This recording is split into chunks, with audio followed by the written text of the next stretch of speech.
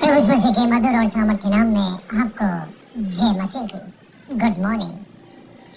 Daily Bible संदेश में आपका हार्दिक स्वागत है।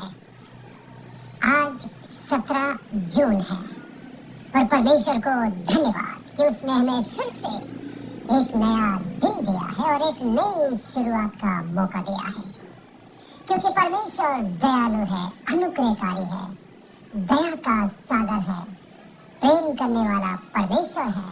और जैसा कि बाइबल बताती है कि वो विलंब से कोप करने वाला अति करुणामय परमेश्वर है। वो आपसे प्यार करता है, चाहे आप जो भी हैं, जैसे भी हैं, जहाँ पर भी हैं, वो आपसे बेहद प्यार करता है। और इसीलिए उसने आज आपको ये दिन देखने का सौभाग्य दिया है। बहुत बहुत धन्यवाद कि आपने अपना कीमती वक्त निकाला कि आज आप इस बाइबल संदेश को सुने। मेरी प्रार्थना, मेरी आशा ये है कि आज के संदेश के द्वारा आप आशीषित हो सकें। तो आइए आज के मनन के लिए हम अपनी बाइबल को खोलेंगे भजन संहिता 117 और उसकी पहली आयत में। यहाँ पर लिखा है, हे जाति जाति के सब लोगों, यहोवा की स्तुति करो। हे राज्य राज्य के सब लोगों, उसकी प्रशंसा करो। तो ये आज के संदेश का शीर्षक है, स्तुति प्रशंसा करें, क्यों ना कुछ होता रहे। भजन संहिता 117 बाइबल का सबसे छोटा अध्याय है और आप ये भी जानते हैं कि बाइबल का सबसे लंबा अध्याय कौन सा है। वो है भजन संहिता 119। लेकिन भजन संहिता 117 सबसे छोटा अध्याय है बाइबल के अंदर।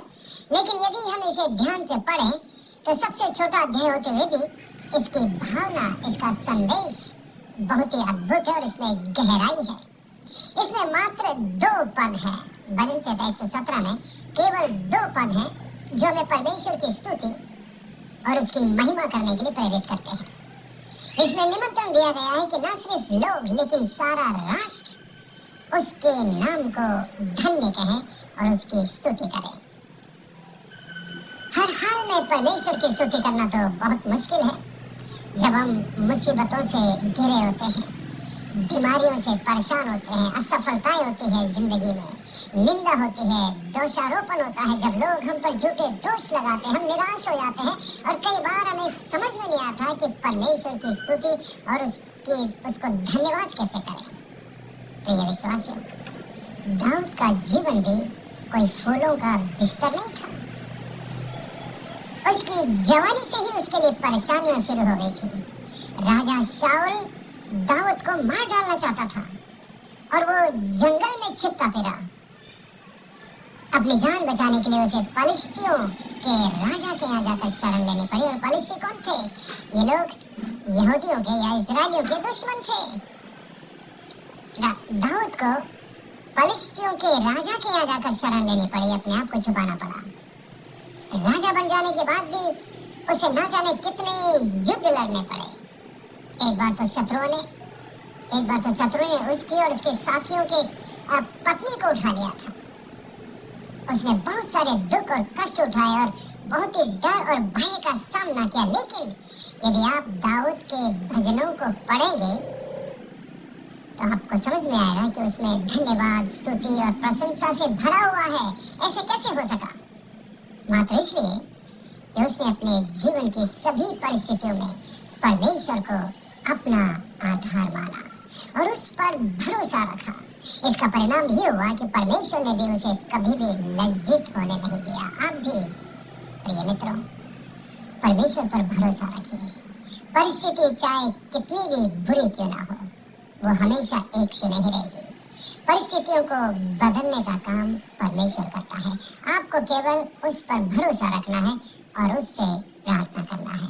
वो कठिन से कठिन परिस्थितियों को बदल सकता है, कठिन से कठिन काम को वो आसान कर सकता है। प्रिय विश्वासियों, वही परमेश्वर आज आपका परमेश्वर है। वो आपका पिता है। हालात चाहे कुछ भी क्यों ना हो, कैसे भी क्यों ना हो जाए, वो आपको धन्यवाद देने का अवसर जरूर देगा। आप परमेश्वर को धन्यवाद देंगे, आप उसकी स्तुति करेंगे। आप कहेंगे कैसे? ये मैं नहीं जानता, लेकिन परमेश्वर सब कुछ जानता है। वो आपके जीवन में ऐसे अवसर लाएगा, ऐसे मौके लेकर आएगा जब आप परमेश्वर को धन्यवाद देंगे। क्या करते हैं आप जब आपको डर लगता है? आप घबराते हैं, आपकी नींद उड़ जाती है, तबीयत बिगड़ने लगती है, ठीक से आप बात नहीं कर पाते, पसीना छूटता है, दिल की धड़कनें बढ़ जाती है। आइए देखेंगे डर और भय की स्थिति में राजा दाऊद ने क्या लिखा। भजन संहिता 56 और इसके 3 आयत को पढ़िएगा। वहां पर लिखा है, जिस समय मुझे डर लगेगा मैं तुझ पर भरोसा रखूंगा। आइए, कितना भी डर का कारण हो उस पर भरोसा रखें, वो संभालेगा। जरा सोचिए, उसने आज तक आपको संभाला है, बचपन से लेकर अभी तक उसने आपकी रक्षा की है, मदद की है। उसने आपको भूखा सोने नहीं दिया। आप भूखे उठे जरूर होंगे लेकिन भूखा सोने नहीं दिया होगा। कहीं ना कहीं से परमेश्वर ने आपके लिए रास्ता खोला होगा। ऐसे परमेश्वर पर भरोसा रखिए, उस पर विश्वास रखिए।